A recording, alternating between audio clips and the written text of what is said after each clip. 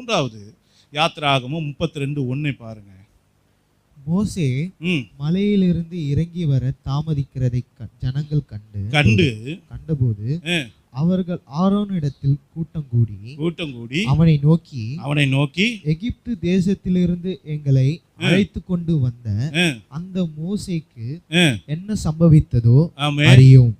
ஆதலால் நீர் எழுந்து எங்களுக்கு முன் செல்லும் தெய்வங்களை எங்களுக்காக உண்டு பண்ணும் என்றார்கள். நல்ல கவனிங்க. மோசே சீனாய் மலையில தேவனை தரிசிக்க போயிருக்காரு.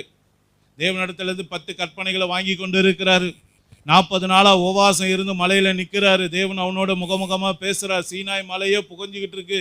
இடி மின்னல் சவுண்டு கேட்டு இங்க ஜனங்க அலறிக்கிட்டு இருக்காங்க.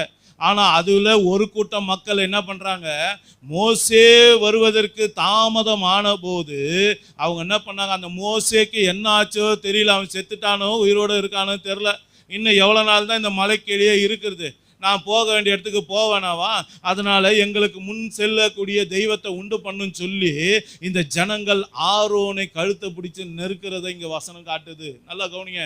சில நேரங்கள்ல ஆவிக்குரியவனுடைய தாமதம் என்ன பண்ணுன்னா, அவனை சார்ந்து இருக்கிற விசுவாச பிள்ளைகளை இடற பண்ணும். நீங்க ஒரு குடும்ப தலைவனாக தலைவியாக இருக்கும்போது, ஒரு லீடராக கர்த்தர் உங்களை அழைத்திருக்கும் போது, ஒரு ஜெப குழுவுக்கு நீங்க ஒரு லீடரா இருக்கீங்க, ஒரு ஆவிக்குரிய சகோதரிகளுடைய ஐக்கியத்துக்கு ஒரு லீடரா இருக்கீங்க, சகோதரர்களுக்கு ஒரு லீடரா இருக்கீங்க, குடும்ப தலைவனாக இருக்கீங்க. நீங்க லீடரா இருக்கிற ஆட்கள் நிறைய நேரங்களில் தாமதத்தை நீங்க அவாய்ட் பண்ணணும். நீங்க தாமதத்தை செய்யும் போது தேவையில்லாத இந்த மாதிரி இடரல்கள் வரும். நல்லா யோசனை பண்ணி பாருங்க. இந்த இடரல் வரும்.